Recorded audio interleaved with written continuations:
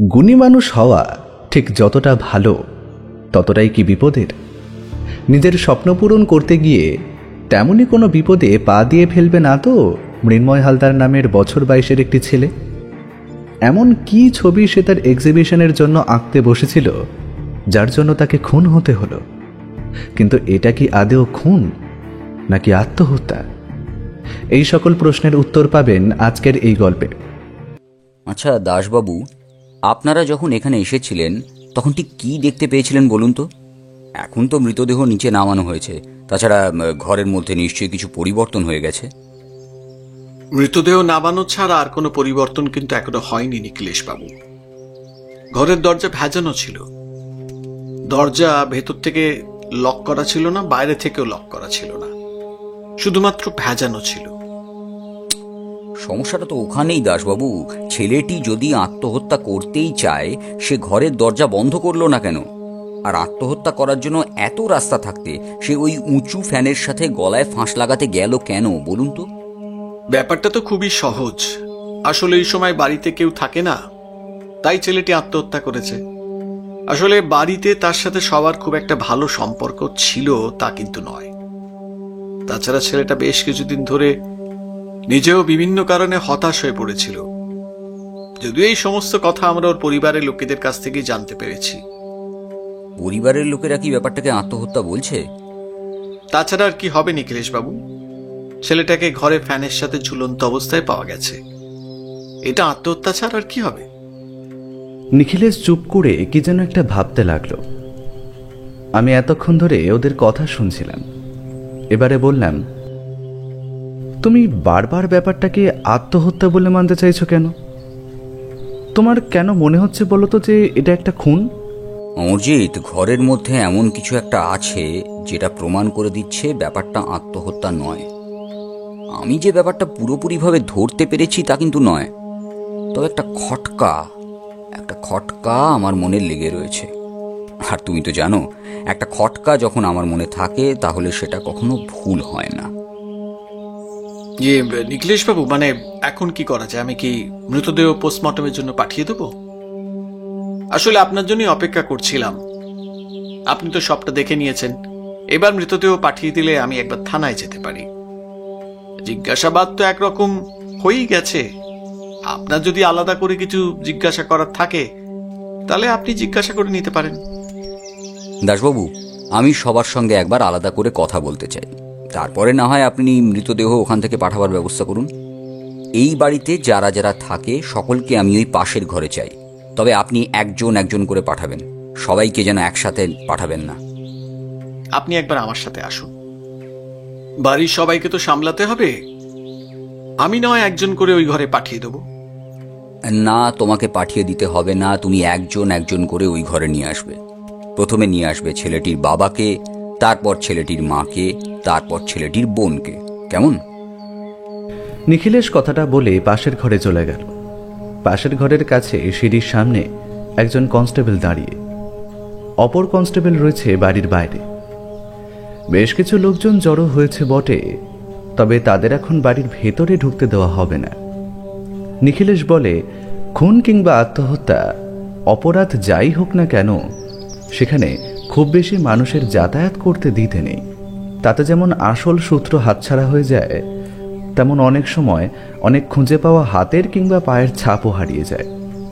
তাই দাসবাবু যখন নিখিলেশকে টেলিফোন করেছিল তখন নিখিলেশ আগেই বলে দিয়েছিল পুলিশ পাঠিয়ে দিতে এবং বাড়িতে যেন বাইরের কেউ ঢুকতে না পারে সেই ব্যবস্থা করতে। তবে তার আগেও কয়েকজন ঢুকে পড়েছিল, তাদের সবাইকে যথাসম্ভব ভালোভাবেই নিখিলেশ বাইরে বার করে দিতে বলেছিল। কারণ এর কাছে আশেপাশের লোকদের কাছ থেকে বেশ কিছু খবর পাওয়া যায়, তাদের সাথে খারাপ ব্যবহার করলে তদন্তের ক্ষেত্রে অসুবিধে হতে পারে। আমি নিখিলেশকে দেখেছি মাঝে মাঝে অদ্ভুত কিছু উপায় অবলম্বন করতে, তবে সেই সমস্ত উপায় অবলম্বন করে সে কিন্তু খুব সহজেই গোটা ব্যাপারটার সমাধান করে ফেলতে পারে। তাই নিখিলেশের উপর আমার এবং দাসবাবুর অনেকটাই ভরসা ছিল।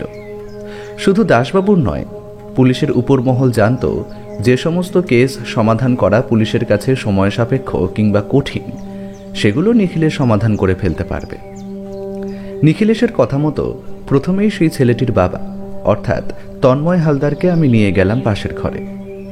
ভদ্রলোকের দুই চোখ কাঁদতে কাঁদতে লাল হয়ে এসেছে।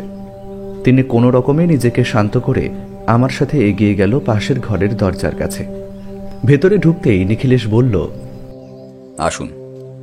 খুবই দুঃখিত এই সময় আপনাকে এইভাবে সরিয়ে আনার জন্য, তবে আমাদের এই মুহূর্তে এই সমস্ত ব্যাপারটা জানা দরকার। আপনি বুঝতেই পারছেন, যত দেরি হবে আমাদের তত দেরি হবে তদন্ত করতে। তন্ময়বাবু নিজেকে খানিকটা সামলে নিয়েছিলেন। সামনের চেয়ারে তিনি বসতেই আমি গিয়ে বসলাম পাশে বিছানার কাছে।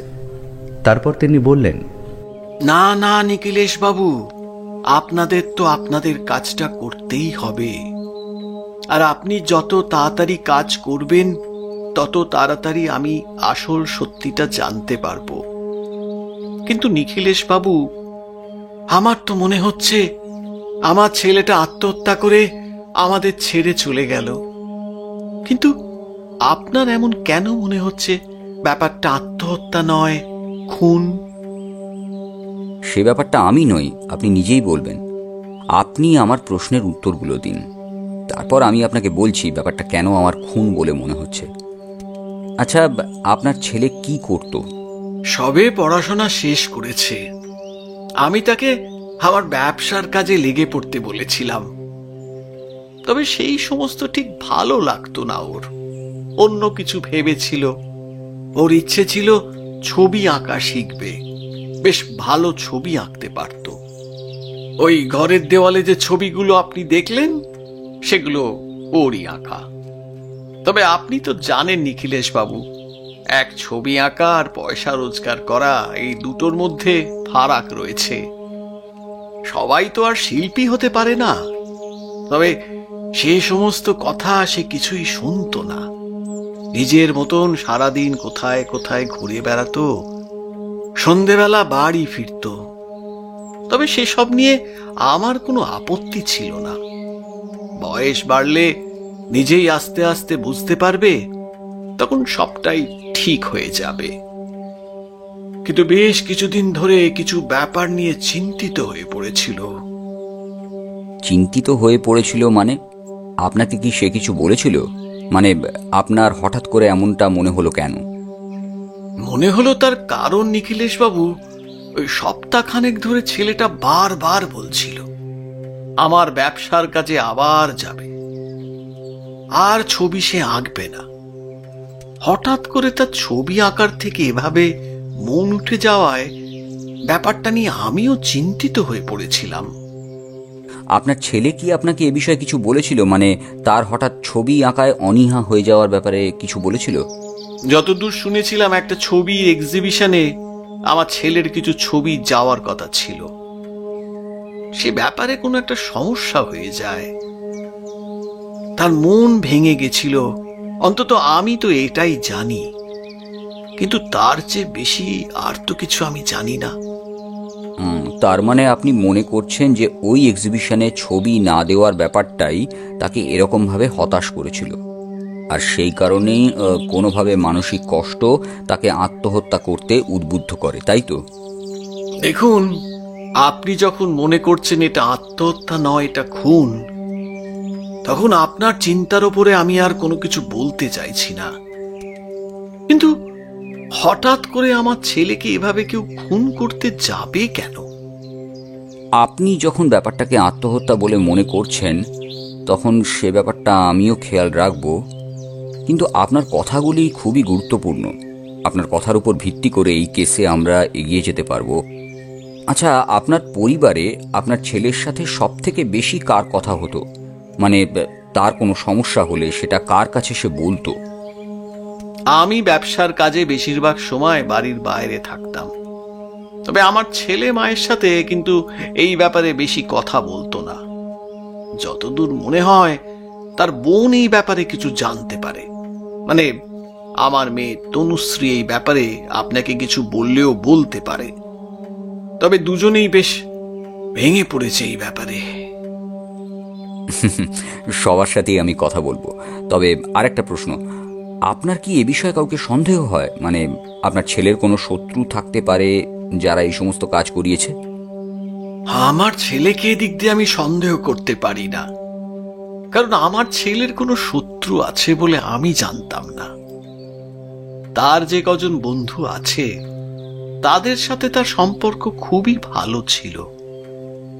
তাছাড়া ছবি আঁকার ব্যাপারে তার কয়েকজন বন্ধু ছিল, তার বাইরে সে খুব বেশি কারোর সাথে মেলামেশা করতো না। আর তার সাথে কোনো মেইলি ব্যাপার স্যাপার, মানে আপনি যদি এটা সন্দেহ করেন ওর আত্মহত্যা করার ব্যাপারে, তাহলে তেমন কিছু কিন্তু আমি ঠিক জানি না। না, আচ্ছা বেশ। আচ্ছা, আপনার ছেলের মৃত্যুর খবরটা আপনাকে নিশ্চয়ই আপনার স্ত্রী দিয়েছিলেন। তখন আপনি কোথায় ছিলেন? মানে আপনার কারখানায়? হ্যাঁ নিখিলেশ বাবু, আমি তখন কারখানায় ছিলাম। টেলিফোনটা পেয়ে আমি তো কিছুক্ষণের জন্য হতবুদ্ধি হয়ে গেছিলাম, কি করব বুঝতে পারছিলাম না। তারপর কারখানায় সকলে বলল আমার এখনই বাড়িতে যাওয়া প্রয়োজন আগে। তাছাড়া আমার সাথে আরো একজন এসেছিলেন, আর পুলিশের লোক তো কাউকে বাড়িতে ঢুকতেই দিচ্ছে না, তাই তাকে ফিরে যেতে হয়েছে। আসলে আসলে আমি আমি আমি এখনো নিজে বিশ্বাস করতে পারছি না, বুঝেছেন, যে আমার আমার ছেলেটা নেই। আমার ছেলেটা নেই, আমি সে কথা এখনো বিশ্বাস করতে পারছি না নিখিলেশ বাবু, বিশ্বাস করতে পারছি না। এবার তন্ময়বাবু আর নিজেকে সামলে রাখতে পারলেন না, দুহাতে মুখ ঢেকে আগের মতোই কেঁদে ফেললেন। তন্ময়বাবু, আপনি হতাশ হবেন না। দেখুন, আমি বুঝতে পারছি আপনি যা হারিয়েছেন তার কোনো মূল্য হয় না, কিন্তু যদি এটা আত্মহত্যা না হয়ে খুন হয়ে থাকে তাহলে তো আমাদের অপরাধীকে খুঁজে বার করতেই হবে, আর এই সময় আপনাকে শক্ত থাকতে হবে। ধন্যবাদ। আমি প্রয়োজনে আপনার সাথে পরে আবার কথা বলবো। আপনি যদি একটু আপনার স্ত্রীকে পাঠিয়ে দেন তাহলে খুব উপকার হয়। আসলে তার সাথেও কিছু কথা বলা প্রয়োজন। নিখিলেশের ইশারায় আমি তন্ময়বাবুকে ধরে ধরে ঘরের বাইরে নিয়ে এলাম। বেশ বুঝতে পারছিলাম ভদ্রলোকের গোটা শরীর মাঝে মাঝেই থরথর করে কেঁপে উঠছে। ভদ্রলোকের বয়স বেশ হয়েছে, তার চোখে একটা চশমা, তার পরনে দামি জামা, আর মাথার চুলে সামান্য পাক ধরেছে। এমন একটা সময় নিজের ছেলের যদি এইভাবে মৃত্যু হয় তাহলে মানুষ যে কতটা ভেঙে পড়তে পারে তা বোঝাই যায়। আমি তন্ময়বাবুকে পাশের ঘরে পৌঁছে দিলাম। বাড়িটা দোতলা। যে ঘরে ছেলেটার মৃতদেহ এখনো রয়েছে সেই ঘরের সামনে পুলিশের পাহারা রয়েছে। তাছাড়া দাসবাবু সেখানেই দাঁড়িয়ে আছে। পাশের ঘরে তন্ময়বাবুকে ছেড়ে দিয়ে তার স্ত্রীকে নিখিলেশের কথা মতো নিয়ে গেলাম। নিখিলেশ উঠে গিয়ে জানলার ধারে বাইরের দিকে তাকিয়ে দাঁড়িয়েছিল। ভদ্রমহিলা ঘরে এসে ঢুকতেই নিখিলেশ চেয়ারটা দেখিয়ে তাকে বসতে বলল। তারপরে বলল, আচ্ছা, আপনার নামটা কি যেন? আসলে আপনার নামটাই আমার জানা হয়নি। আমার নাম মাধবী হালদার। আপনি আমাকে কেন ডেকেছেন নিখিলেশ বাবু? এই ব্যাপারে আমি সত্যিই কিছু জানি না। আমি জানি মাধবী, মানে এই সময় আপনাদের এই সমস্ত প্রশ্ন করা ঠিক নয়, কিন্তু আমায় তো আমার কাজটা করতেই হবে। আচ্ছা, এই গোটা ব্যাপারটা কেন হলো বলে আপনার সন্দেহ হয়? ছেলেটা বেশ কিছুদিন ধরেই বেশ চিন্তিত হয়েছিল। ভালো করে খেত না, ঘুমোতো না, এমনকি সবার সাথে ভালো করে কথাও বলতো না। কোনো একটা ব্যাপার নিয়ে যে সে চিন্তিত হয়ে পড়েছিল সেটা বুঝতে পারছিলাম, তবে এমন কিছু যে ঘটে যাবে সেটা আমি ভাবতে পারিনি। আপনার স্বামীর কাছ থেকেও এমন কথাই আমরা জানতে পেরেছি। আপনার ছেলে বেশ চিন্তিত ছিল বেশ কিছুদিন ধরে, কোনো একটা ব্যাপার নিয়ে হতাশায় ভুগছিল। কিন্তু আপনারা সবকিছু দেখলেন, তারপরেও চুপ করে থাকলেন কেন? আমরা চুপ করে থাকিনি নিখিলেশ বাবু। সে আমাদের কোনো কিছুই বলতে চাইতো না, নিজের মতোই থাকতো। সপ্তাহখানেক ধরে ঘরের মধ্যে দরজা বন্ধ করে বেশিরভাগ সময় কাটাতো। খেতে ডাকলে সময় মতো খেতে আসতো না। উনি সারাদিন বাড়ির বাইরে থাকেন। আমি, আমার মেয়ে আর আমার ছেলেটাই সারাদিন বাড়িতে থাকতাম। তাছাড়া আমাদের যে কাজের লোক রয়েছে সে, আপনি প্রয়োজনে তাদেরকেও জিজ্ঞাসা করতে পারেন, তারা সকলে একই কথা বলবে। অর্থাৎ আপনি মেনে নিচ্ছেন যে ব্যাপারটা আত্মহত্যা? আপনার ছেলে হতাশার কারণে আত্মহত্যা করেছে? তবে তার সেই হতাশার কারণ কি শুধুমাত্রই ছবি আঁকার কোনো সমস্যা, নাকি অন্য কিছু হতে পারে? দেখুন, তার ছবি আঁকার ব্যাপারে আমরা কখনোই যেমন না করতাম না, তেমন শুধু ছবি এঁকে তো আর সারা জীবন পেট চলবে না। তাই তাকে কারখানায় কাজকর্ম দেখার কথা বলা হতো। সে সেই সমস্ত কিছুই শুনতো না।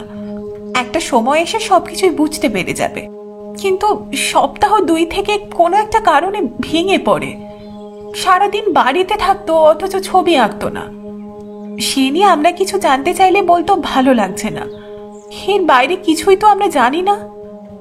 আচ্ছা, আপনার ছেলের কোনো শত্রু কিংবা এমন কিছু যা আমাদের সাহায্য করতে পারবে, এমন কোনো একটা কথা আছে যেটা বুঝিয়ে দেবে যে ছেলেটি কি কারণে আসলে আত্মহত্যাই করতে পারে, কিংবা এর পেছনে অন্য কোনো ব্যাপার থাকতে পারে? তিনি কিন্তু আর কিছুই বলতে পারলেন না। তার মাথায় আর কিছুই এলো না হয়তো। নিখিলেশ একবার আমার দিকে তাকালো, তারপর আস্তে আস্তে বলল, দেখুন মাধবী, যখন ঘটনাটা ঘটে তখন কিন্তু আপনারাই বাড়িতে ছিলেন। তন্ময়বাবু বাড়ির বাইরে ছিলেন। আপনি, আপনার মেয়ে, এমনকি কাজের লোকও বাড়িতেই ছিল। তাই সন্দেহটা কিন্তু আপনাদেরকেই করা হবে। আর পুলিশের ব্যাপার তো বুঝতেই পারছেন, পুলিশ তদন্ত করলে প্রথম জেরা আপনাদেরই করবে। মানে আপনি বলতে চাইছেন আমি নিজে আমার ছেলেকে আত্মহত্যা করতে বলবো? আর আত্মহত্যা যদি সে করে তাতে আমাদের কিছু করার থাকে না, তাই না? তার মানে আপনি নিশ্চিত যে আপনার ছেলে আত্মহত্যাই করেছে? যদি কাউকে তার ঘরে ফ্যান থেকে ফাঁস লাগানো অবস্থায় ঝুলে থাকতে পাওয়া যায়, তাহলে ব্যাপারটা কি এটাই নিশ্চিত করছে না যে সে আত্মহত্যা করেছে? বেশ, আপনি এখন আসতে পারেন। আপনার মেয়ের সাথে না হয় আমরা পরেই কথা বলবো। আমি বুঝতে পারলাম নিখিলেশ আর মাধবী দেবীর সাথে কথা বলতে চাইছে না। তিনি চলে যেতেই আমি বললাম, দাসবাবু এসেছিলেন, ইশারায় বললেন বডিটা তুলতে হবে, আর তোমার যদি আরেকবার দেখার থাকে তাহলে তুমি দেখে নিতে পারো। তুমি দাসবাবুকে মৃতদেহ নিয়ে যেতে বলো। মৃতদেহ দেখার মতো আর কিছু নেই। আমি ঘরটা আরও একবার ভালো করে দেখতে চাই, আর বিশেষ করে দেখতে চাই এই ছেলেটির আঁকা ছবিগুলো। আচ্ছা, ও ছেলেটির নাম যেন কি? তুমি এতক্ষণ ধরে গোটা কেসের ব্যাপারে কথা বলছো, ভাবছো, অথচ ছেলেটার নামটা এখনো পর্যন্ত জানো না? নিখিলেশ বিছানা ছেড়ে উঠে দাঁড়িয়ে একটু ইতস্তত করে বলল, আসলে ঘরে ঢোকার পরই একটা অদ্ভুত ব্যাপার আমার মনে হচ্ছিল। সেটা ঠিক এখনো বুঝতে পারছি না, তবে কিছু একটা কৌতূহল জাগিয়েছে। তাই ওই ব্যাপারটা খেয়ালও ছিল না। ছেলেটির নাম যতদূর সম্ভব মনে হচ্ছে মৃন্ময় হালদার, তাই তো? হ্যাঁ। দাসবাবু কথা বলতে বলতে যখন নামটা একবার বলছিলেন, তখন আমায় নয়, একজন কনস্টেবলকে নামটা বলছিলেন। আচ্ছা, তুমি দাসবাবুকে মৃতদেহটা তুলে নিয়ে যেতে বলো। দাসবাবুকে আটকে রেখে লাভ নেই। আমি বেরিয়ে গেলাম। দাসবাবু মৃতদেহ তোলার জন্য একদম তৈরি হয়েছিলেন। আমি বলতেই দাসবাবু কনস্টেবলদের নির্দেশ দিতেই তারা অতি সাবধানে স্ট্রেচারে করে মৃতদেহ নিয়ে চলে গেল। বাইরে গাড়ি অপেক্ষা করছিল। মৃতদেহ পুলিশের সাথে বাইরে যেতে নিচের দিকে একটা হইচই হট্টগোল শোনা গেল।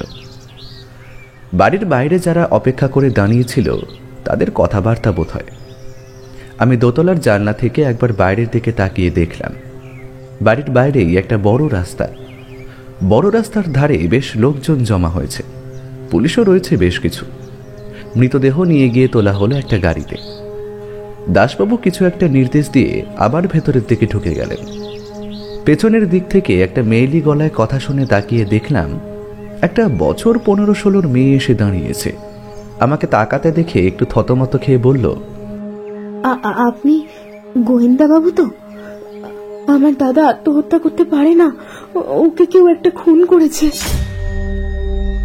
কথাটা বলতে বলতেই নিখিলেশ ব্যালকনির অন্য পাশের ঘর থেকে বেরিয়ে এলো। ঠিক তখনই ভেতর থেকে তন্ময় হালদারের কথা শোনা গেল। হরিহর কোথায় গেল? এখনো ফিরল না কেন? নিখিলেশ আমাদের দিকে এগিয়ে আসতে আসতে বলল, আচ্ছা অমরজিৎ, তুমি কি এ বাড়ির কাজের লোকটিকে এখানে আসার পরে দেখেছিলে? আমি তো এখানে আসার পর তাকে দেখিনি। দাসবাবু একবার তন্ময়বাবুকে জিজ্ঞাসা করতে উনি বলেছিলেন উনি নাকি কোনো একটা কাজে বাইরে গিয়েছে, এক্ষুনি এসে পড়বে। কিন্তু তার এক্ষুনি এসে পড়া এখনো হলো না। ব্যাপারটা কেমন অন্যরকম লাগছে। লোকটি এসবের সাথে জড়িত নেই তো? বলা যায় না তো অমরজিৎ। আচ্ছা, বাড়ি থেকে কোনো কিছু চুরি হয়নি তো? গোটা ব্যাপারটা কেমন যেন একটা জটিল হয়ে উঠছে আস্তে আস্তে। একটা খুন যেটা দেখতে আত্মহত্যার মতো মনে হচ্ছে, তাছাড়া একজন ছেলে যার ছবি আঁকার শখ রয়েছে, অথচ কোনো কারণে মাঝখানে কিংবা তার কম সময় ধরে তাকে হতাশ দেখাচ্ছিল। সব কিছু কেমন যেন একটাই সুতোয় বাঁধা। ওই সুতোটা ধরে টানতে পারলেই সবটা সামনে বেরিয়ে আসবে। যে মেয়েটি আমার কাছে এসে কথা বলছিল সে ততক্ষণে ঘরের ভেতরে চলে গিয়েছে। সে বোধহয় আমায় কথা বলতে দেখে সামান্য ভয় পেয়ে গেছে। তার কথা মনে পড়তেই বললাম, এই নিখিলেশ, আমার মনে হয় তন্ময়বাবুর মেয়েটি আমার কাছে এসেছিল। সে বলছিল তার দাদা নাকি আত্মহত্যা করতে পারে না, তাকে নাকি কেউ খুন করেছে। কিন্তু হঠাৎ করে ওই মেয়েটি এমন কথা বলতে গেল কেন? নিখিলেশ সেই কথার প্রসঙ্গ বদলে বলল, তোমারও তো মনে হয় এটা আত্মহত্যাই, তাই না? তাহলে আমার দলে অন্তত একজনকে আমি পেলাম। মেয়েটার সাথে কথা বলতে হবে অমরজিৎ, তবে তার আগে এই কাজের লোকটির ব্যাপারে খোঁজ নেওয়া প্রয়োজন। দাসবাবু একজন কনস্টেবলের সাথে কথা বলতে বলতে সিঁড়ি দিয়ে উঠে আসছিলেন। তাকে দেখতে পেয়ে নিখিলেশ বলল, দাসবাবু, একটা কথা বলুন, তন্ময়বাবুর বাড়ির কাজের লোক হরিহর, সে কোথায়? আরে সে কথাই তো বলছি। আশেপাশে লোকেদের কাছ থেকে জানা গেল খবরটা তন্ময়বাবুকে দিয়ে, এবং তন্ময়বাবু স্ত্রী মেয়ে ফিরে আসার পর সে কোনো কারণে বাইরে বেরিয়ে যায়। তারপর থেকে তাকে আর কেউ দেখতে পায়নি। ব্যাপারটা বেশ অদ্ভুত। মৃন্ময় যদি আত্মহত্যা করে তাহলে হঠাৎ করে হরিহর কোথায় গেল? আর যদি ব্যাপারটা খুন হয় তাহলে হরিহরের এতে লাভ কি? একবার জিজ্ঞাসা করুন তো। তার ঘর থেকে কিছু চুরি হয়েছে নাকি? সে ব্যাপারটা আমরা আগেই দেখে নিয়েছি নিখিলেশ বাবু। কোথাও কোনো কিছু চুরি হয়নি, সবকিছু ঠিক আছে। কিন্তু হরিহর কোথায় গেল সেটাই বুঝতে পারছি না। আপনি কি এখনো ব্যাপারটাকে খুন বলেই মনে করছেন? আচ্ছা বেশ, আপনি যখন ব্যাপারটাকে আত্মহত্যা বলেই মনে করছেন, তখন আমিও আত্মহত্যা বলেই মেনে নিচ্ছি। এখন প্রশ্ন কিন্তু দুটো থেকে যাচ্ছে। হরিহর কোথায় গেল? যদি পালিয়ে গিয়ে থাকে তাহলে কেন পালালো? আর দ্বিতীয় প্রশ্ন, আত্মহত্যা করে থাকলে সে ঘরের দরজা বন্ধ করে নিয়ে আত্মহত্যা করবে, ঘরের দরজা খোলা রেখে সে আত্মহত্যা করতে যাবে কোন দুঃখে? মেনে নিচ্ছি সে সময় বাড়িতে কেউ ছিল না কাজের লোকটিকে ছাড়া, কিন্তু কাজের লোকটি যদি ওই সময় এসে পড়তো? আমার মনে একটা প্রশ্ন বারবার আসছে নিখিলেশ। যদি কাজের লোক বাড়িতে থাকার সময় আত্মহত্যা কিংবা খুন যে কোনো একটা হয়ে থাকে, তাহলে তখন কাজের লোকটি কোথায় ছিল? না নিখিলেশ, এই হরিহর নামের কাজের লোকটার উপর কিন্তু সন্দেহ বেড়ে যাচ্ছে। কি যেন চিন্তা করছিল সে। ততক্ষণে তন্ময়বাবু আবার বাইরে বেরিয়ে এসেছেন। বেরিয়ে এসে তিনি বললেন, শিমুলবাবু, হরিহরকে কোথাও পাওয়া যাচ্ছে না, কিন্তু হরিহর হঠাৎ কোথায় গেল সেটাও বুঝতে পারছি না। আপনি এখানে এসে কি হরিহরকে দেখতে পেয়েছিলেন, নাকি আপনি এখানে আসার আগে থেকেই যা হওয়ার তা হয়ে গেছে? অদ্ভুত ব্যাপার। নিজেই তো আমায় কারখানায় টেলিফোন করেছিল, আমায় প্রথম খবরটা দেয়, কারণ আমার স্ত্রী এবং মেয়ে কোথায় গেছিল সেটা তার জানার কথা নয়। কিন্তু বাড়িতে এসে আমি তাকে দেখতে পাইনি। তন্ময়বাবুর পেছনে এসে একপাশে দাঁড়ালো। তার বয়স বেশি হলেও তাকে দেখে কিন্তু মনে হয় 17। সে পেছনে এসে দাঁড়াতেই আমি বললাম, তুমি কিছু একটা বলছিলে না তখন? দাদা আত্মহত্যা করেনি, দাদা আত্মহত্যা করতে পারে না, সবই ওই ছবিটার জন্য হয়েছে। এই কথায় আমরা কিন্তু অবাক হয়ে গেলাম। ছবিটার জন্য? কোন ছবিটার জন্য? নিখিলেশ আর দাসবাবু একে অপরের মুখ চাওয়াচাই করল। তন্ময়বাবু অবাক হয়ে তাকে পেছন থেকে সামনের দিকে টেনে আনলেন। তারপরে বললেন, কোন কোন ছবির কথা বলছিস তুই? দাদা আসলে একটা ছবি আঁকছিল, ছবিটা আমি দেখেও ছিলাম। ওই ছবিটা কিন্তু দাদার ঘরে ছিল, কিন্তু এখন ওখানে নেই। কথাটা শুনে নিখিলেশ তন্ময়বাবুকে নিয়ে তাড়াতাড়ি আবার ঘরের ভেতরে গিয়ে ঢুকল। তারপর উত্তেজিত স্বরে বলল, কোথায় ছিল এই ছবিটা? ওই যে ওই দাদার টেবিলের উপরে ছবিটা ছিল। দাদা আমাকে বলেছিল যে ছবিটা নাকি খুব দরকারি একটা ছবি। ওই ছবিটা দাদা আর্ট এক্সিবিশনে দেওয়ার কথাও বলেছিল। তুমি কি এটা জানো যে ছবিটা ওখান থেকে কোথায় গেল? আর ছবিটা আবার শেষবার কখন দেখেছিলে তুমি? আজকেও দেখেছিলাম। দাদা ছবিটা একটা কাগজ দিয়ে মুড়ে রেখেছিল, কিন্তু সেটা কোথাও একটা নিয়ে যাওয়ার কথা চলছিল। তারপর আমি বাড়িতে এসে ছবিটা কিন্তু আর দেখতে পাইনি। সর্বনাশ! তাহলে কি কেউ এই বাড়িতে এসেছিল আর ছবিটা নিয়ে চলে গেছে? দাসবাবু, এক্ষুনি বাইরে যান, গিয়ে দেখুন জমা হওয়া লোকেদের মধ্যে কেউ হরিহরকে শেষবার বেরিয়ে যেতে রেখেছিল কিনা, আর যদি সেটাই হয় তাহলে তার হাতে কিছু ছিল কিনা। নিখিলেশের কথায় দাসবাবু তখনই বাইরে বেরিয়ে গেলেন। নিখিলেশ চিন্তিত মনে ঘরের ভেতর ঘুরতে লাগলো। তার মুখ দেখে বোঝা যাচ্ছিল বেশ চিন্তা এসে জমা হয়েছে তার চোখে মুখে। ঘরের একপাশে বিছানার উপরে চুপ করে বসেছিলেন মৃন্ময় হালদারের মা মাধবী দেবী। তিনি কাঁদছিলেন না, তবে তার মুখ দেখে বোঝা যাচ্ছিল তিনি ভীষণ ভেঙে পড়েছেন। ঘরের মধ্যে কোথাও কোনো শব্দ নেই। খোলা জানলা দিয়ে দুপুরের রোদ ভেতরে এসে ঢুকেছে। ঘরের এদিকে ওদিকে তাকালে ঘরের মোটামুটি একটা বিবরণ পাওয়া যায়। একটা দরজা, উল্টো দিকে দুটো জানলা, ঘরের একপাশে একটা বিছানা, তার পাশে টেবিল, চেয়ার, এমনকি একটা লম্বা ছবি আঁকার ক্যানভাস রাখার পর্যন্ত জায়গা রয়েছে। উল্টো দিকে একটা ছোট আলমারি। ঘরের অন্য পাশে দেওয়ালের ছোট্ট একটা কূপের মধ্যে ছোট ছোট কিছু মাটির পুতুল। একটা আলনা, তাতে ইতস্তত জামা কাপড় ছড়িয়ে রাখা রয়েছে। ঘরের একপাশে একটা টেবিলের ওপর বেশ কিছু বই গুছিয়ে রাখা। এছাড়া যেটা রয়েছে সেটা হলো ঘরের গোটা দেওয়াল জুড়ে অজস্র ছবি। অন্তত কম করে 4টে দেওয়াল মিলিয়ে 13টা ছবি তো হবেই। তার সবগুলোই যে হাতে আঁকা তা কিন্তু সামনে থেকে দেখলে বোঝা যায়। নিখিলেশ এগিয়ে গিয়ে একটা ছবি হাতে ধরল। বোঝাই যাচ্ছে ছবিটা কাগজে রেখে পরে পেছনের দিকে মোটা কার্ডবোর্ড লাগিয়ে কাঁচ দিয়ে বাঁধাই করা হয়েছে। এটা যদি সত্যি আপনার ছেলের আঁকা হয় তাহলে সত্যি তার আঁকার হাত কিন্তু ভালো। শুধু শুধু কেন তাকে ব্যবসার কাজে লাগাতে চেয়েছিলেন? এঁকেও তো বেশ কিছু দূর যাওয়া যায় তন্ময়বাবু।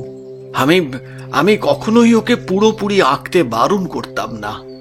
আমি বলতাম ব্যবসার কাজ সামলাতে তার পাশাপাশি আঁকা নিয়ে থাকতে। কিন্তু এখন কি করা যায় দাসবাবু?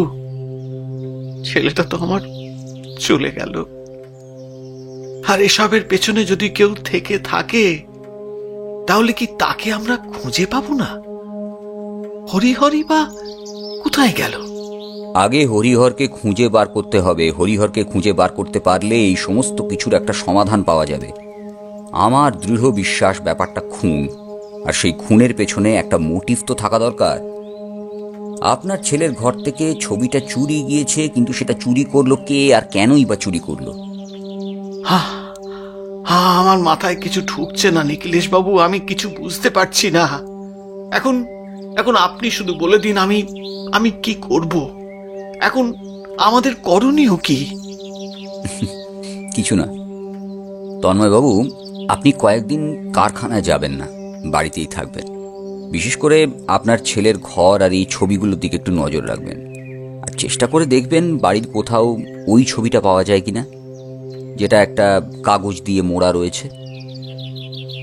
এতক্ষণ ধরে চুপ করে আমাদের সমস্ত কথা শুনে চলেছিলেন মাধবী দেবী। এবারে তিনি বললেন, হ্যাঁ নিখিলেশ, একটা কথা আপনাকে বলতে ভুলে গিয়েছিলাম। ছেলেটা আমায় বলেছিল যে কিছুদিনের মধ্যে ও এমন কিছু একটা করতে চলেছে যেটা ওর জীবনের মোড় ঘুরিয়ে দেবে। তারপর হয়তো ও পুরোপুরিভাবে ওর বাবার কারখানায় গিয়ে কাজ করবে, আর না হলে ছবি আঁকবে। হঠাৎ করে তার এমন পরিবর্তনের কারণ আমি কিন্তু কিছুই বুঝতে পারিনি। ব্যাপারটা বড় আশ্চর্যের মনে হচ্ছে। হঠাৎ করে তার মধ্যে এমন কি একটা পরিবর্তন হলো যার জন্য সে ওই কথাটা বলল। কিন্তু যদি সেটাই হয় তাহলে খুন করতে হলো কেন? আমার মনে হয় ওই ছবিটার জন্যই খুনটা হয়েছে। আর ছবিটা ওর কাছ থেকে কেউ নিতে চেয়েছিল। ছবিটা না পেয়ে বোধহয় তাকে খুন করে। তারপর কিংবা যদি আত্মহত্যা হয় তাহলে ছবিটা তো এখান থেকে কাউকে বার করতে হবে। সেটা হরিহর ছাড়া আর কে বার করবে? নিখিলেশের মুখে চিন্তা লেগেই রইল। সে আর সময় নষ্ট করল না, বলল, এখন সব ব্যাপারে তেমন কিছুই বোঝা যাচ্ছে না। আপনারা একটা কাজ করুন, যথাসম্ভব বাড়িতে থাকার চেষ্টা করুন। আর হরিহর যদি ফিরে আসে তাহলে তক্ষুনি আমাকে জানাবেন। হরিহরের বাড়ির ঠিকানা নিশ্চয়ই আপনাদের কাছে আছে, সেখানে খোঁজ নিন। আর একবার দাসবাবু আপনাদের সঙ্গে যোগাযোগ করবেন। আর আপনার ছেলে এইসব আঁকাআঁকির জন্য কোথায় যেত, মানে তার কোনো আঁকা স্কুল কিংবা এমন কোনো বন্ধু বান্ধব যাদের সঙ্গে তার এই কাজকর্ম চলতো?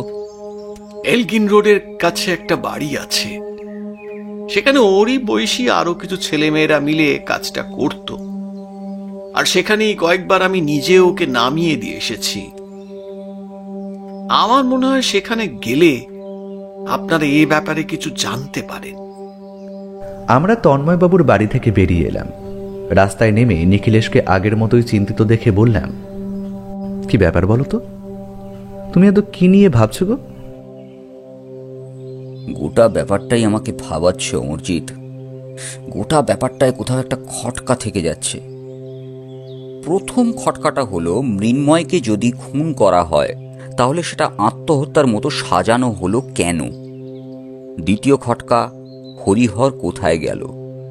সে যখন টেলিফোনে তন্ময়বাবুকে মৃন্ময়ের মৃত্যুর খবরটা দিয়েছিল, তার মানে তাকে সন্দেহ করাটা সেখানে খানিকটা কম হয়ে যাচ্ছে। সে চাইলেই ছবি চুরি করে কিংবা অন্য কিছু চুরি করে খবরটা না দিয়েই পালিয়ে যেতে পারত। কিন্তু সেটা যদি না হয়ে থাকে তাহলে সে গেল কোথায়?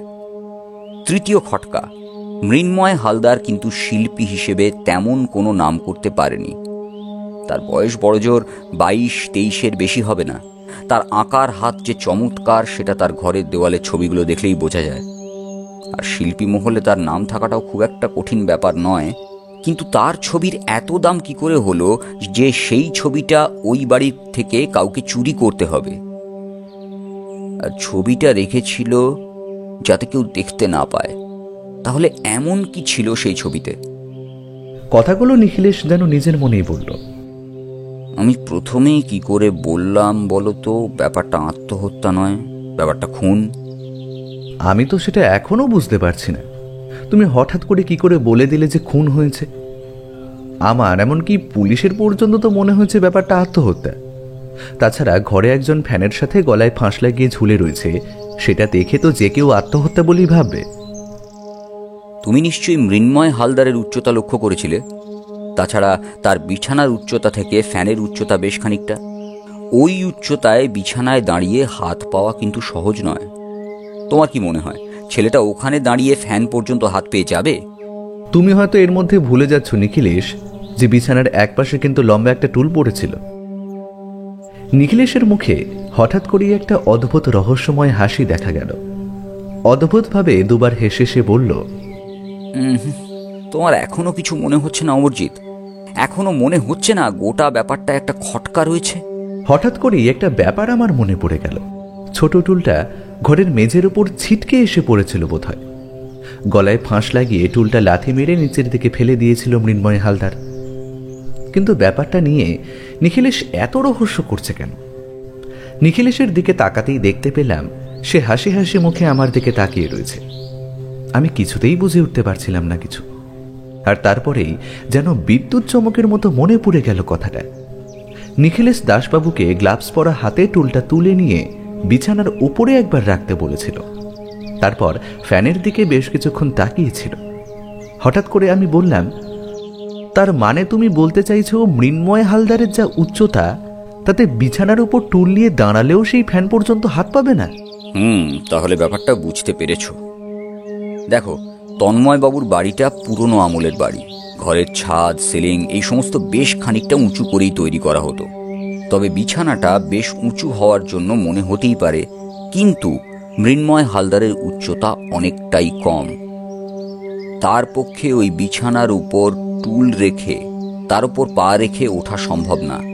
আর তাছাড়া বিছানাটা খানিকটা বসে যাবে। তাছাড়া ওই টুলের ওপর দাঁড়িয়ে গলায় ফাঁস বেঁধে আত্মহত্যা করা সম্ভব নয়। তার একটাই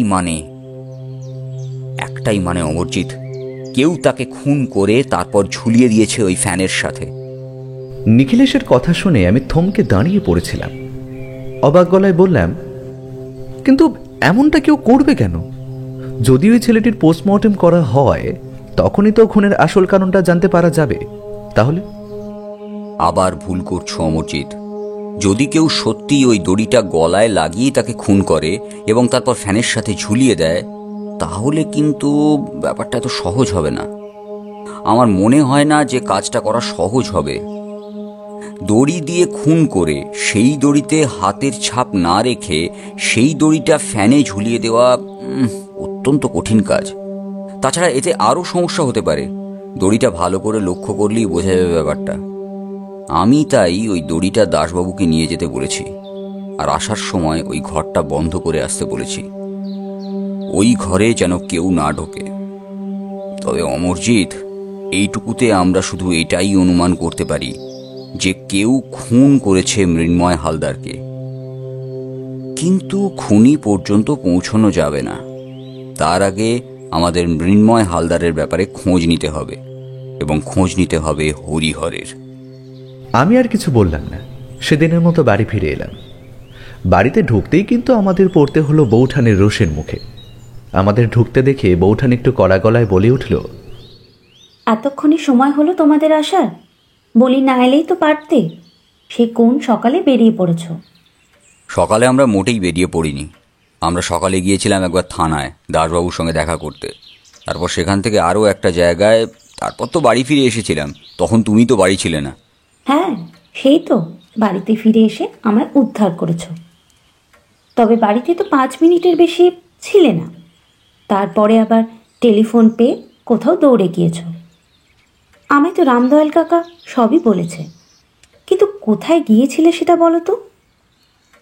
দেখো কৃষ্ণা, এখন প্রায় দুপুর হয়ে গেছে। আমি স্নানটা সেরে নিই। খিদে পেয়েছে, খেতে দাও। খেয়ে দিয়ে তারপর না হয় সব বলছি। বৌঠান কিন্তু আর কিচ্ছু বলল না। আমরা স্নান সেরে খাবার টেবিলে এসে যখন বসলাম তখন বৌঠান খাবার দিতে দিতে বলল, ব্যাপারটা আসলে কি সেটা আমায় খুলে বলো তো। তোমরা আসলে কি করতে চাইছো? আর টেলিফোন যে দাসবাবু করেছিল সেটা তো বুঝতে পারছি, কিন্তু কি কারণে বলো তো। আজ সকাল 10টা নাগাদ তন্ময় হালদারের ছেলে মৃন্ময় হালদারকে তার ঘরে মৃত অবস্থায় পাওয়া গেছে। ঘটনাস্থলে পৌঁছে আমরা দেখতে পাই যে মৃতদেহ তখনও ফাঁসের দড়ি থেকে ঝুলছে। দাসবাবু খবরটা পেয়ে মৃতদেহ নামাতে বারণ করেছিলেন পুলিশ আসার আগে পর্যন্ত, যাতে গিয়ে আমি সবটা দেখতে পাই এবং তদন্তটা ভালোভাবে করা যায়। প্রাথমিক ভিত্তিতে ব্যাপারটা আত্মহত্যা বলে মনে হলেও টেলিফোনের বিবরণটা শুনে আমার মনে হয়েছে এটা আত্মহত্যা নয়, খুন। তারপর যখন গিয়ে পৌঁছই তখন তো একেবারে নিশ্চিত হয়ে যায় যে ব্যাপারটা কখনোই আত্মহত্যা হতে পারে না। কিন্তু তদন্ত করতে গিয়ে আরও একটা ব্যাপার জানা গেছে। ওই ছেলেটি হলো একজন ছবি আঁকিয়ে। মোটামুটি নাম যে রয়েছে সেটা তার হাতের আঁকা দেখলেই বোঝা যায়। তবে তার ঘর থেকে একটা ছবি চুরি হয়েছে। ছবিটা যে আসলে তার নিজের আঁকা নাকি অন্য কারোর আঁকা সে ব্যাপারে এখনো তেমন কিছু বোঝা যাচ্ছে না। ছবিটা একটা কাগজে মোড়ানো ছিল। সেটা দেখেছিল একমাত্র তার বোন তনুশ্রী হালদার। এখন সব থেকে বড় সমস্যা হলো সেই বাড়ির কাজের লোকটি নিরুদ্দেশ। সে নিজেই তন্ময়বাবুকে খবর দিয়েছিল। তার ছেলের মারা যাওয়ার ব্যাপারে কাজের লোকটি খবর দিয়েছিল। তখন বাড়িতে কাজের লোকটি ছাড়া অন্য কেউ ছিল না। ছেলেটির মৃত্যুটা যে আত্মহত্যা নয়, খুন, সেটা বুঝতে পারছি। কিন্তু ওভাবে বাড়িতে ঢুকে কাউকে ওভাবে খুন করে ফ্যানের সাথে ঝুলিয়ে দেওয়াটা এটা তো সহজ কাজ নয়। যদিও বাড়িটার অবস্থান দেখে আমার মনে হয়েছে ওই বাড়িতে কেউ ঢুকলে কিংবা বেরিয়ে গেলে বাইরের লোকেরা চট করে দেখতে পাবে না, কারণ বাড়িটা রয়েছে একদম শেষ প্রান্তের দিকে। বাড়ি থেকে বেরিয়ে একটা রাস্তা সামনের দিকে এলেও একটা রাস্তা আবার পিছনের দিকে চলে যায়। সেই রাস্তা ধরে এগিয়ে গেলে খানিকটা ফাঁকা জায়গা পেরিয়ে একটা কবরস্থান মতো পড়ে। তার পাশ থেকে যেতে পারলেই বড় রাস্তায় উঠতে পারা যায়, অর্থাৎ অপরাধীরা চাইলে সেই রাস্তা দিয়ে আসতে পারে। কিন্তু আসল সমস্যা হলো হরিহর নামের এই কাজের লোকটি কোথায় গেল, আর ছেলেটির ঘর থেকে যে ছবিটা চুরি হয়েছে সেটা আসলে কিসের ছবি। বৌঠান কথা শুনতে শুনতে অবাক হয়ে তাকিয়েছিল। ভাত আমার থালায় বেড়ে দিতে দিতে সে থমকে গিয়েছিল। তারপর সম্বিত ফিরে পেয়ে আমায় ভাত দিয়ে বলল, বাবা, এই এত ব্যাপার হয়ে গেছে, কিন্তু তুমি কিছু বুঝতে পারলে না? আর এই হরিহর নামে যে কাজের লোকটার কথা বলছো, তাকে খুঁজে পেলে? না কৃষ্ণা, তাকে এখনো খুঁজে পাওয়া যায়নি, তবে আশা করছি খুব শিগগিরই খুঁজে পাওয়া যাবে। তাকে খুঁজে না পাওয়া গেলে কেসটা আরো জটিল হয়ে পড়বে। এর মধ্যে আমাদের ছেলেটির আঁকা স্কুল কিংবা যেখানে সে এই সমস্ত বিষয় নিয়ে কাজকর্ম করত সেখানে খোঁজ খবর নিতে হবে। একটা আর্ট এক্সিবিশনের কথাবার্তা চলছিল, আমরা খেয়াল রাখছি। আসলে এই ব্যাপারটা বেশ জটিল আর অনেকটা বিস্তৃত, খানিকটা সময় লাগবে। আমাদের প্রথম লক্ষ্য হলো হরিহরকে খুঁজে বার করা, তারপর বাকি সমস্ত কিছু। অনেকক্ষণ ধরে নিখিলেশ আর বৌঠানের কথা আমি শুনছিলাম। এবারে বললাম, কিন্তু নিখিলেশ, এই হরিহর যদি খুন করে পালায়, তাহলে তাকে কি এত সহজে খুঁজে পাবে? আর তোমার কি মনে হয়, ছবিটা কি সে নিয়ে গেছে? নিখিলেশ গম্ভীর মুখে স্বগতোক্তির মতন বলল, হরিহর মৃন্ময়কে ফ্যানের সাথে ঝুলতে দেখে চিৎকার করেছিল। তারপর বাড়ির বাইরে এসে আগে আশপাশের লোকেদের খবর দিয়েছিল, তারা ওখানে গিয়ে পড়েছিল। তারপর হরিহর টেলিফোনে কারখানায় তন্ময় বাবুকে খবর দেয়। ঠিক তারপরেই হরিহর বেরিয়ে পড়েছিল, কিন্তু সে সময় তার হাতে কিছু ছিল বলে কেউ দেখেনি। সে খুব দ্রুত ঘর থেকে বেরিয়ে গিয়েছিল এবং ঘর থেকে বেরিয়ে যাওয়ার আগে জানালার কাছে দাঁড়িয়ে কিছু একটা করছিল। অনেকের সন্দেহ যে জানালার কাছে দাঁড়িয়ে বাইরে কিছু একটা দেখতে পেয়ে সে উত্তেজিতভাবে বেরিয়ে এসেছিল। আর ছবিটা? ঘরের মধ্যে সেই ছবিটা তখন সেখানে ছিল? ছবিটার ব্যাপারে তনুশ্রী যতটা জানে ততটা আর কেউ জানে না, তাই বাড়ির বাকিদের কাছ থেকে এ ব্যাপারে কিছুই জানা যায়নি। তবে তারা ঘরের দরজার কাছে এসে দাঁড়িয়েছিল, ভিতরে ঢুকেছিল, কিন্তু কোনো কিছুতে হাত দেয়নি, কারণ তাদের মধ্যে একজন রিটায়ার্ড পুলিশ অফিসার, সে বারণ করেছিল সবাইকে। আর তাই ঘরের ভেতর ঢুকে কেউ কোনো কিছুতে হাত দেয়নি। দাসবাবু গিয়ে পৌঁছেই আমাদের টেলিফোন করেছিলেন। তাহলে এবার কি করতে চলেছ? প্রথমে কি হরিহরের খোঁজ নেবে? আর তন্ময়বাবুর কাছ থেকে ঠিকানাটা একবার জেনে নাও, তারপর বিকেলের দিকে আমরা না হয় তার বাড়ি থেকে একবার ঘুরে আসি। নিখিলেশ চুপ করে ভাতের থালার দিকে তাকিয়ে ভাত নাড়াচাড়া করতে লাগলো। বৌঠান বলে উঠল, কি হলো? ওভাবে না খেয়ে ভাত দিয়ে নাড়াচাড়া করছো কেন? না, হ্যাঁ, আমার মন বলছে হরিহরকে তার বাড়িতে পাওয়া যাবে না। আর হরিহর যে নিরুদ্দেশ হয়ে গেছে, এটা কোনো সাধারণ ব্যাপার নয়। এর পেছনে নিশ্চয়ই কোনো গভীর একটা রহস্য রয়েছে। সেই দিনটা একরকম ভাবে কেটে গেল।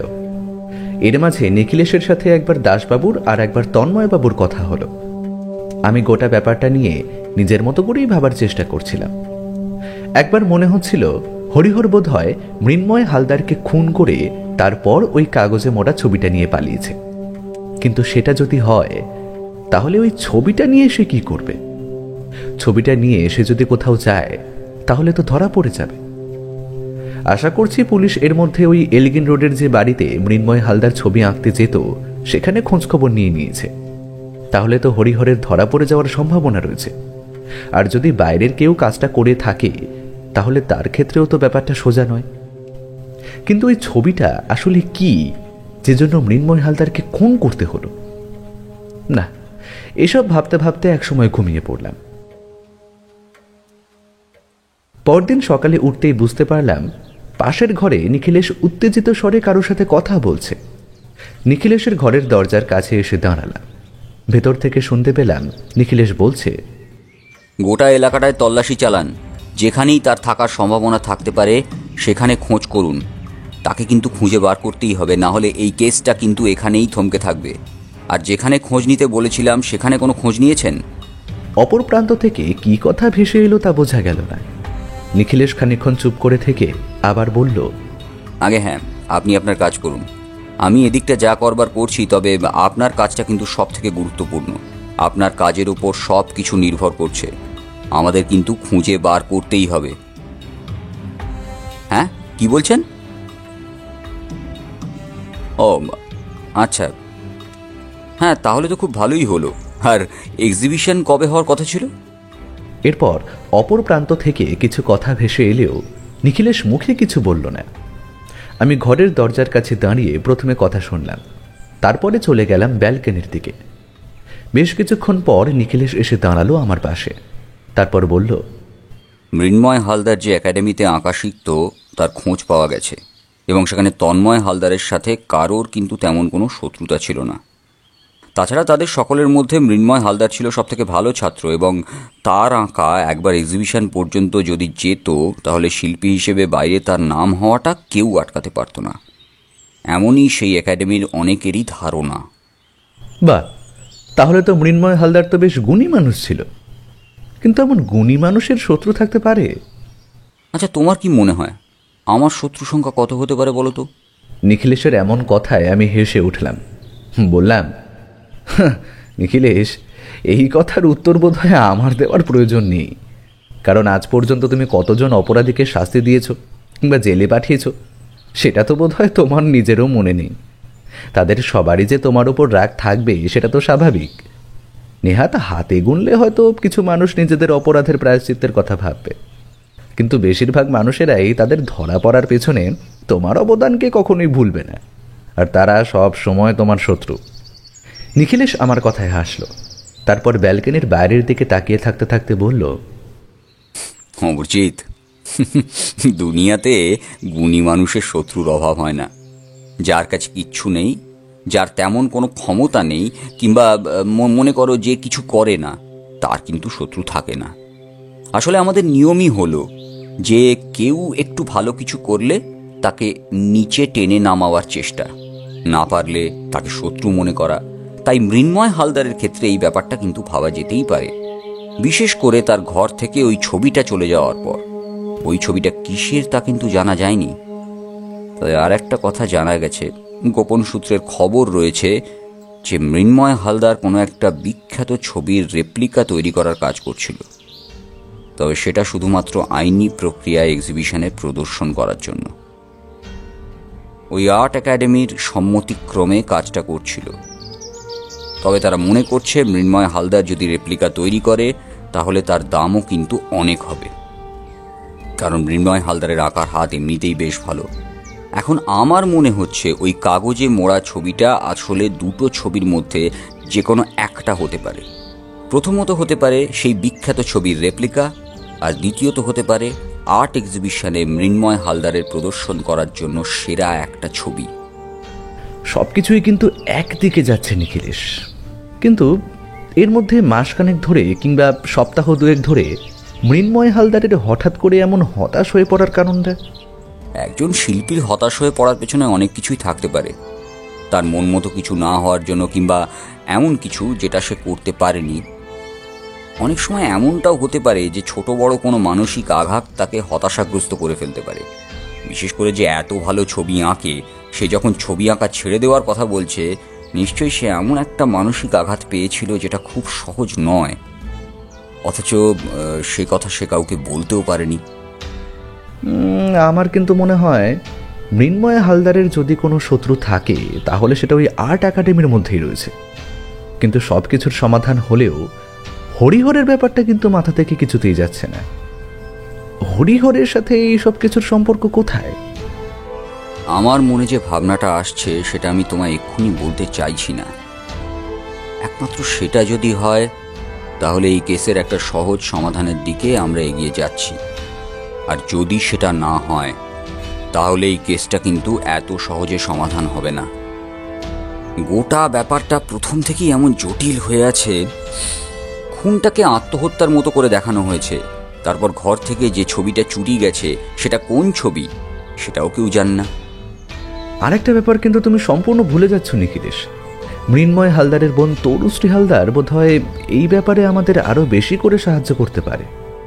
আমার মনে হয় ওই পরিবারে তন্ময়বাবু কিংবা মাধবী দেবীর চেয়ে মৃন্ময় হালদারের কাছের ছিল তার বোন তনুশ্রী হালদার, কারণ তার কাছ থেকেই কিন্তু আমরা এই ছবিটার কথা জানতে পেরেছি। অপরাধীরা ঠিক সকালের দিকেই এসেছিল, কারণ তারা জানতো ওই সময় বাড়িতে কেউ থাকবে না। অথচ মাধবী দেবী এবং তার মেয়ে যে সময় বাইরে গিয়েছিল সেই সময়টা কিন্তু বাইরে যাওয়ার মতো নয়। অত সকালে তাদের বাইরে যাওয়ার কোনো কারণ নেই। কিন্তু নিখিলেশ, আমি বোধহয় গোটা ব্যাপারটা বুঝতে পারছি কেমন হয়েছে। সেদিন সকালে যখন তন্ময়বাবুর স্ত্রী এবং তার মেয়ে বাইরে গিয়েছিল, তখন হরিহর বাড়িতে একা ছিল। সেই সুযোগে বাইরে থেকে এসেছিল মৃন্ময় হালদারের শত্রু, যে ওই ছবিটা চুরি করতে চেয়েছিল। তারপর সুযোগ বুঝে বাড়িতে ঢুকে সেই ছবিটা চুরি করে এবং বাধা পেয়ে মৃন্ময় হালদারকে খুন করে। খুন করার পরে তাকে ঝুলিয়ে দেয় ফ্যানের সাথে। ছবিটা নিয়ে সেখান থেকে সে যখন বাইরে বেরিয়ে আসে, তারপরে নিশ্চয়ই হরিহর বাড়িতে ঢুকেছিল। এখানে সমস্যা হলো, ওই সময় হরিহর কোথায় ছিল? এর মধ্যে একটা নতুন খবর পাওয়া গেছে অমরজিৎ। তন্ময়বাবুর বাড়ির একতলার রান্নাঘরে দরজার ছিটকানিটা ভাঙা ছিল। ব্যাপারটা আগে নজরে পড়েনি, কারণ দরজাটা বন্ধ করা ছিল। আর নিচের ঘরের দিকে পুলিশ কেন, এমনকি আমারও নজর পড়েনি। যদিও আমি ছিটকানিটা ভাঙা দেখতে পেয়েছিলাম, তবে মনে হয়েছিল দরজাটা হয়তো এরকমই কোনোভাবে ভেঙে গিয়েছে। সেই ব্যাপারটা বাড়ির সবাই জানে, কারণ তন্ময়বাবু তখন আমাকে ও ব্যাপারে কিছুই বলেননি। এখন ব্যাপারটা ওদের চোখে পড়ছে দেখে মনে হচ্ছে বাইরের ছিটকানিটা কেউ যেন উপড়ে নিয়ে গেছে। কিন্তু খুন তো হয়েছে দোতলার ঘরে, তাহলে একতলার ঘরের ছিটকিনটা নিয়ে কিভাবে? নিখিলেশ, আমি কিন্তু কিছুই বুঝতে পারছি না এই সমস্ত কিছু। যত নতুন নতুন তথ্য আসছে, ততই যেন মাথাটা গুলিয়ে যাচ্ছে। তুমি কিছু বুঝতে পেরেছো এর মধ্যে? নিখিলেশ শান্তভাবে বাইরের দিকে তাকিয়ে রইল। সূর্যের আলো ব্যালকনির একপাশে এসে পড়েছে। সেদিকে তাকিয়ে থাকতে থাকতে নিখিলেশ বলল, একটা ব্যাপার আমি বেশ ভালোভাবে বুঝতে পারছি। এই সব কিছুর মধ্যে হরিহরকে প্রথমে খুঁজে বার করতে হবে। হরিহরকে যদি খুঁজে বার করা না যায়, তাহলে এই কেসটা কিভাবে এগোনো যাবে সেটা বোঝা যাচ্ছে না। আর হরিহর যে কি করেছে সেটা তাকে খুঁজে না পাওয়া পর্যন্ত দেখাও যাবে না। আমারও সেটাই মনে হচ্ছে। আমারও মনে হচ্ছে যে হরিহর এই গোটা কেসের মধ্যে এমনভাবে জড়িয়ে রয়েছে, ওই হলো এই কেসের মধ্যমণি। ওকে খুঁজে পেলে কেসটা 2-3 রকমভাবে সাজানো যেতে পারে। যদি হরিহর এর মধ্যে কোনোভাবে জড়িত থাকে, তাহলে তাকে খুঁজে পেলেই তো গোটা ব্যাপারটা মিটে যাবে। কিন্তু হরিহর যদি জড়িত না থাকে, তাহলে তার কি হলো? আর হরিহর কি? নিখিলেশ আমাকে মাঝপথে থামিয়ে দিল, তারপরে বলল, একটা কাজ করি, চলো। শুনেছি একটা নতুন আর্ট এক্সিবিশন আজকে হচ্ছে, চলো ব্যাপারটা দেখে আসি। শুধু শুধু এসব নিয়ে এখন মাথা ঘামিয়ে লাভ নেই। হরিহরকে খুঁজে না পাওয়া পর্যন্ত কিচ্ছু করা যাবে না। আমরা বেরিয়ে পড়লাম। নিখিলেশ যে ওই এক্সিবিশনের ব্যাপারটা কোথা থেকে খুঁজে বার করলো সেটা আমি বুঝতে পারলাম না। তবুও আর্ট এক্সিবিশনে গিয়ে কিন্তু বেশ ভালো লাগলো। এক্সিবিশনের এদিকে ওদিকে বেশ কিছু লোকজন ছড়িয়ে ছিটিয়ে রয়েছে। এমন এক্সিবিশন যে কলকাতা শহরে সম্প্রতি হতে শুরু করেছে সেটা বোঝা যাচ্ছে। শহরে বেশ কিছু কাজ যেমন হচ্ছে, তার খোঁজখবর আমার কাছেই ছিল। তাছাড়া সম্প্রতি একটা বই প্রকাশ করার অনুষ্ঠানে গিয়েছিলাম, সেখানেও একজন এমনই আর্ট এক্সিবিশনের কথা বলছিল। দেখতে দেখতে নিখিলেশ একসময় বলল, অমরজিৎ, কেমন লাগছে বলো তো? এই এমন একটা আর্ট এক্সিবিশন বহু দিন কিন্তু এই এলাকায় হয়নি। বেশ কিছুদিন আগে একটা হয়েছিল বটে, তবে খুব বেশি লোকজনও হয়নি। আমি এদিক ওদিক ঘুরে ঘুরে দেখছিলাম, খুব একটা খারাপ লাগছিল না। বেশ কিছু ভালো ছবিও চোখে পড়ল। একটা ব্যাপার সম্প্রতি আঁকার ক্ষেত্রে লক্ষ্য করা যায়, সেটা হলো এখন আঁকার ক্ষেত্রে প্রকৃতি কিংবা প্রতিকৃতির চেয়ে মানুষ অদ্ভুত কিছু আঁকার ক্ষেত্রে বেশি ভাবে। দেখতে দেখতে একটা ছবির সামনে গিয়ে দাঁড়ালাম। ছবিটা যে কি ভেবে শিল্পী এঁকেছে তা কিন্তু বুঝতে পারলাম না।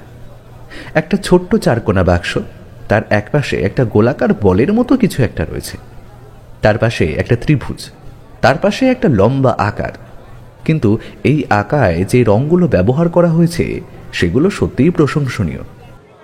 রঙের জন্য সেদিকে তাকিয়ে দেখতে দেখতে নিখিলেশকে আস্তে আস্তে বললাম, এই নিখিলেশ, দেখেছ এখন আঁকার ক্ষেত্রে কত পরিবর্তন হয়ে গেছে। এমন ধরনের আঁকার কথা আজ থেকে 10 বছর আগে কেউ ভাবতে পারত বলে তো মনে হয় না। অথচ এমন আঁকা কিন্তু এখন এক্সিবিশনে খুব বেশি দেখা যাচ্ছে। কথাটা বলে একপাশে তাকালাম, কিন্তু নিখিলেশ কোথায় গেল? একটু আগে এসে আমার পাশে দাঁড়িয়েছিল। এদিক ওদিক তাকিয়ে বেশ কিছু লোকজনের ভিড়ে তাকে খুঁজলাম, কিন্তু কোথাও তাকে দেখতে পেলাম না। ব্যাপারটা দেখে কিন্তু আমি অবাক হয়ে গেলাম। তখন ছবি দেখা আমার মাথায় রইল।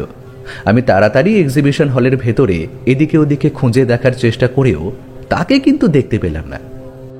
একসময় ক্লান্ত হয়ে বাইরে এসে দাঁড়িয়ে রয়েছি, কি করব সেটা ভাবছি। আবার এক্সিবিশনের হলের ভেতর দেখলাম। তারপর এক্সিবিশন হলের বাইরের দিকে একজন বসেছিল। এক্সিবিশন হলের ভেতরে ঢোকা এবং বেরোনোর সবার নামধাম সে লিখে রাখছিল। তার কাছে গিয়ে খাতা চেক করতে দেখতে পেলাম নিখিলেশ ভেতরে ঢুকেছে বটে, কিন্তু এখনো বেরিয়ে আসেনি। আমায় আবার ঢুকতে হলে আবার নাম লিখে ঢুকতে হবে, কিন্তু বেরিয়ে আসার জন্য এই একটাই রাস্তা রয়েছে। তাই আমি চুপ করে বাইরে একপাশে দাঁড়িয়ে ভাবতে লাগলাম, নিখিলেশ ঠিক কতক্ষণ আমার পাশে ছিল? নিখিলেশ আমার পাশে শেষবার ছিল একটা বুদ্ধ মূর্তির ছবি দেখার সময় পর্যন্ত। তখন এসে বুদ্ধ মূর্তির ব্যাপারে এটা ওটা বলে চলেছিল। তারপর থেকে তার গলা আমি আর শুনতে পাইনি। একটু পরেই কিন্তু নিখিলেশ বাইরে বেরিয়ে এলো। বেরিয়ে আসার সময় দেখতে পেলাম সে একজনের সাথে কথা বলতে বলতে আসছে। যার সাথে কথা বলছে তাকে আমি চিনি না। ভদ্রলোকের চোখে চশমা, মাথায় লম্বা চুল ঘাড় পর্যন্ত গিয়ে পড়েছে। তার কাঁধে ঝোলানো একটা কাপড়ের ব্যাগ, এছাড়াও তার হাতে ধরে রাখা একটা বড় ছবির মতো কিছু একটা, যেটা এখন কাগজ দিয়ে মোড়া রয়েছে।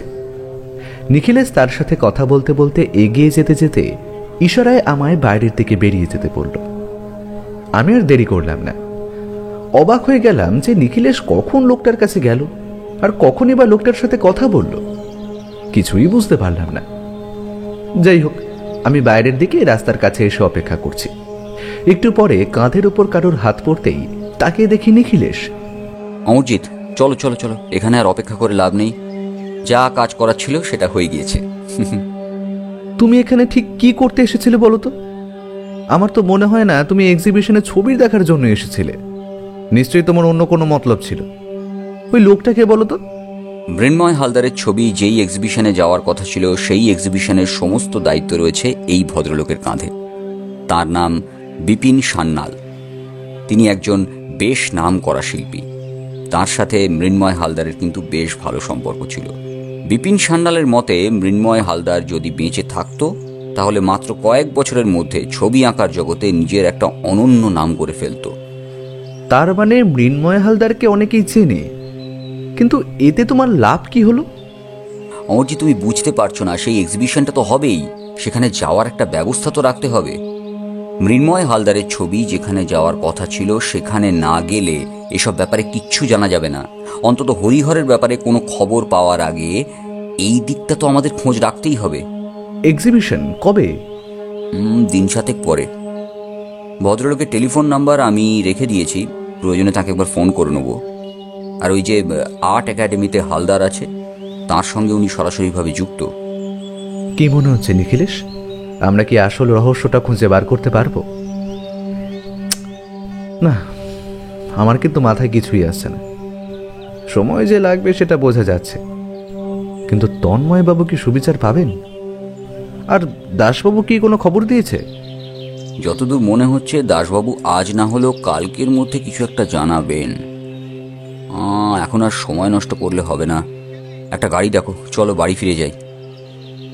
সবই দেখে বেশ ভালোই লাগলো, কিন্তু ভবিষ্যৎ প্রজন্ম বেশ ভালো ভালো শিল্পী পেতে চলেছে, অন্তত মৃন্ময় হালদারের মতো।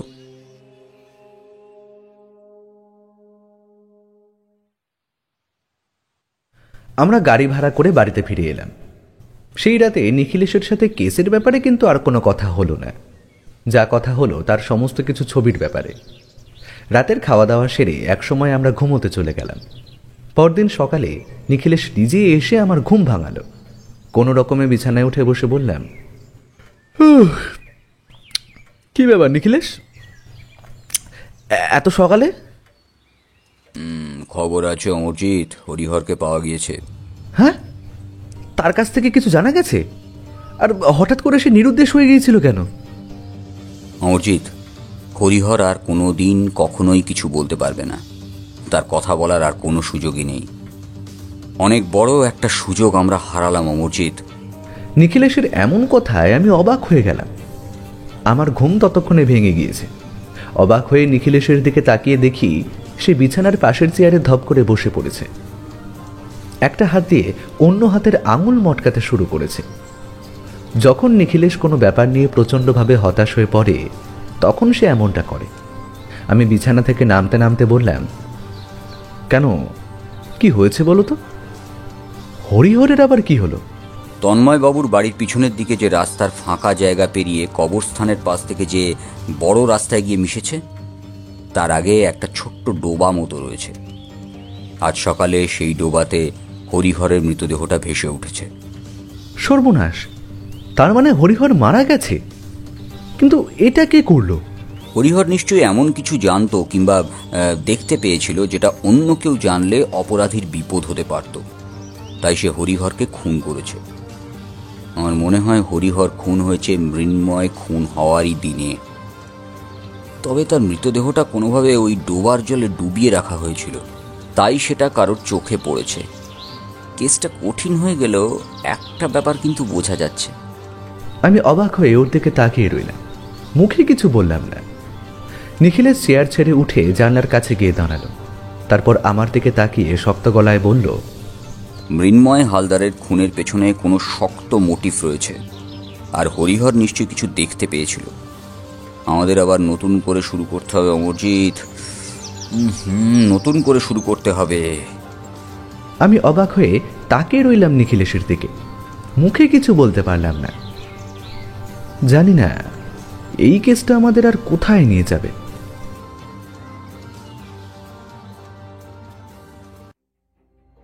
শুনছিলেন লেখক সুকান্ত দাসের কলমে নিখিলেশ ও রক্তাক্ত ফাঁস গল্পের প্রথম পর্ব।